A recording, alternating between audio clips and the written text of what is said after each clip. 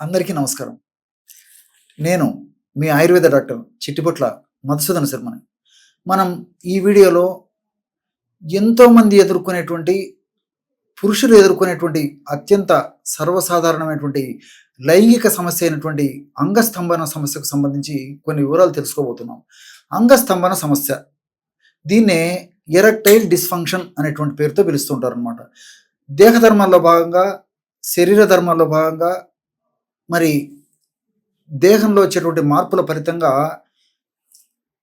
పురుషుల్లో కానీ స్త్రీలో కానీ సెక్స్కు సంబంధించి లైంగికపరమైనటువంటి కోరికలు కరగడము చాలా చాలా సర్వసాధారణం.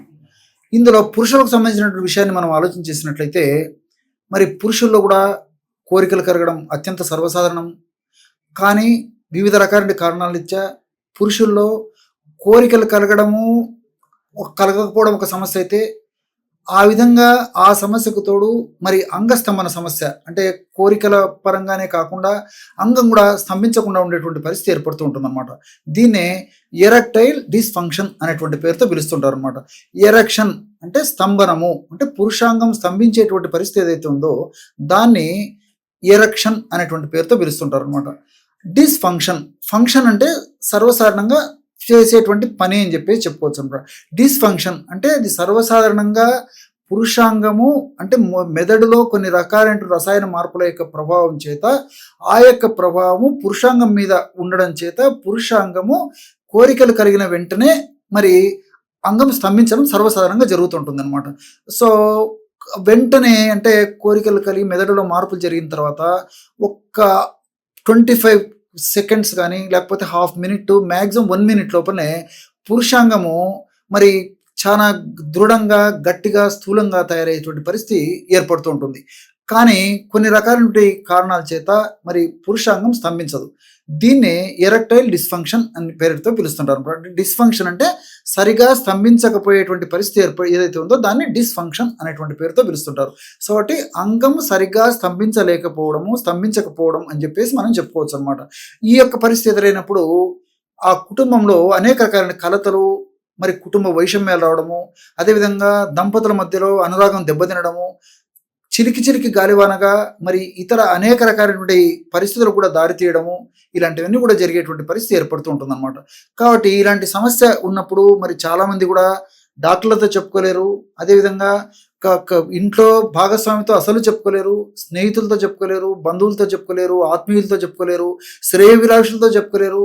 వాళ్ళకే వాళ్ళు మదన పడిపోతూ, ఆహారం సరిగ్గా తీసుకోకుండా, మానసికంగా కుంగిపోతూ, వాళ్ళు దైనందిన జీవితం చేసేటువంటి పనులు కూడా సరిగ్గా చేయలేకపోయి అస్తవ్యస్తంగా జరిగిపోయి మరి ఇంటికి పోవాలన్నా మొహం ఎక్కకుండా ఉండేటువంటి పరిస్థితి ఏర్పడి చాలా నరక యాతనకు గురయ్యేటువంటి పరిస్థితి ఏర్పడుతూ ఉంటుంది.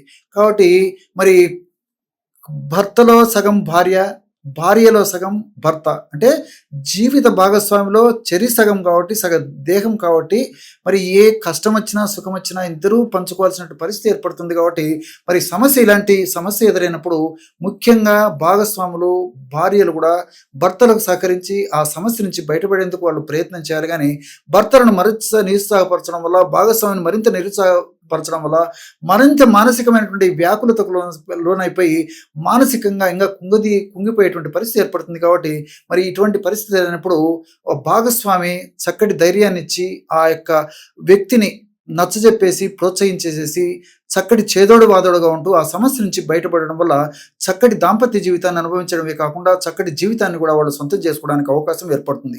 కాబట్టి దేహ ధర్మాల్లో భాగంగా, శారీర ధర్మాల్లో భాగంగా ఉన్నటువంటి ఈ యొక్క సమస్య కారణాలు, ఈ యొక్క సమస్య ఉన్నప్పుడు మరి ఎందుకు వస్తుంది మనం ఆలోచన చేసినట్లయితే, అంగం స్తంభించకపోవడానికి కారణం ఏంటంటే వీనోజెనిక్ ఎరెక్టైల్ డిస్ఫంక్షన్ అని చెప్పేసి ఒకటి ఉందన్నమాట. అంటే ఈ రక్తనాళాల్లో సిరలు, ధమనులు ఉంటాయి. సిరలు సరిగ్గా పనిచేయకపోవడం వల్ల కలిగేటువంటి అంగస్తంభన సమస్యని వీనోజెనిక్ ఎరెక్టైల్ డిస్ఫంక్షన్ అని చెప్పేసి పరిస్థితి పేరుతో పిలుస్తుంటారు.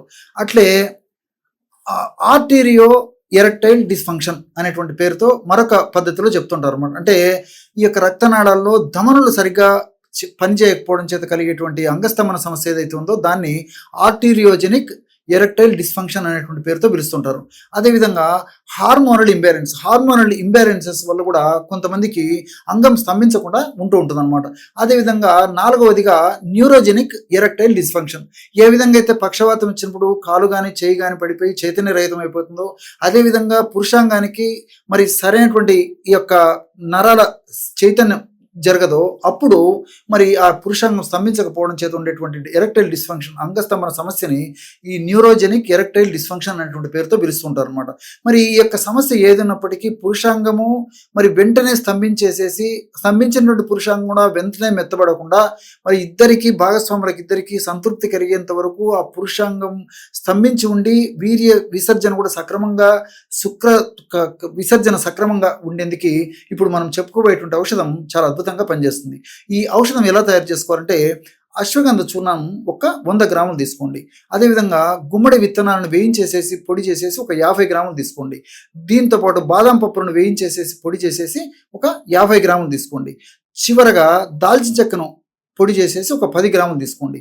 ఈ 4 పదార్థాలు బాగా కలపడం వల్ల బ్రహ్మాండమైనటువంటి ఔషధం, అంటే పురుషులకు అంగస్తంభనకు సంబంధించి ఎలాంటి దోషాలున్నా సరిదిద్దబెట్టేటువంటి అద్భుతమైనటువంటి ఔషధం రెడీ అయిపోతుంది.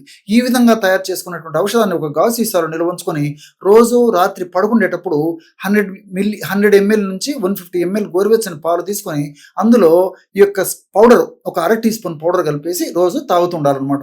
ఈ విధంగా రెగ్యులర్గా తీసుకోవడం వల్ల క్రమక్రమంగా దేహంలో వివిధ రకాలైన మార్పులు జరిగి మరి పురుషులకి చక్కటి అంగస్తంభన శక్తి సామర్థ్యం కలుగుతుంది.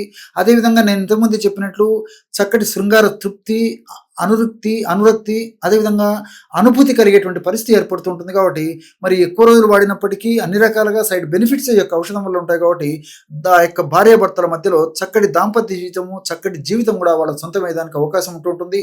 అంతేకాకుండా ఈ యొక్క ఔషధాన్ని ఈ పద్ధతిలో వాడుకోవడం వల్ల చక్కటి ఎనర్జీ, చాలా శక్తి కూడా పురుషులకు కలుగుతుంది. చాలా మంది పురుషుల్లో మరి సంభోగ ప్రక్రియలో పాల్గొన్న తర్వాత, లైంగిక ప్రక్రియలో పాల్గొన్న తర్వాత మరి తర్వాత రోజు నుంచి లేకపోతే 1-2 రోజుల పాటు చాలా నీరసంగా, నిస్సారణంగా, బలహీనంగా ఉండేటువంటి పరిస్థితి ఏర్పడుతుంటుంది. కాబట్టి వాళ్ళంటే అలాంటి పరిస్థితి కూడా లేకుండా ఆ నరాలకు మంచి శక్తిని కలగజేసేసి, మంచి పుష్టిని కలగజేసి, మంచి దేహదారుఢ్యాన్ని కలగజేసేసి, నరాలకు మంచి చైతన్యం కలగజేసి ఉత్సాహంగా, ఉల్లాసంగా, హుషారుగా ఉండేందుకు కూడా ఇప్పుడు నేను చెప్పినటువంటి ఈ యొక్క ఔషధ యోగం చాలా చక్కగా ఉపయోగపడుతుంది. కాబట్టి మరి ఎంతో మంది చెప్పుకునేటువంటి ఇటువంటి సర్వసాధారణటువంటి సమస్య కాబట్టి మరి అందరూ వాడుకోదగ్గ దివ్యమైనటువంటి ఔషధాన్ని ఇప్పుడు నేను మీకు చెప్పడం జరిగింది. కాబట్టి ఇలాంటి సమస్య ఉన్నటువంటి వాళ్ళందరూ కూడా ఈ యొక్క ఔషధాన్ని వాడుకోవడం వల్ల చాలా చక్కటి తృప్తికరమైన ఫలితాలు త్వరలోనే కలిగేదానికి అవకాశం ఉంది.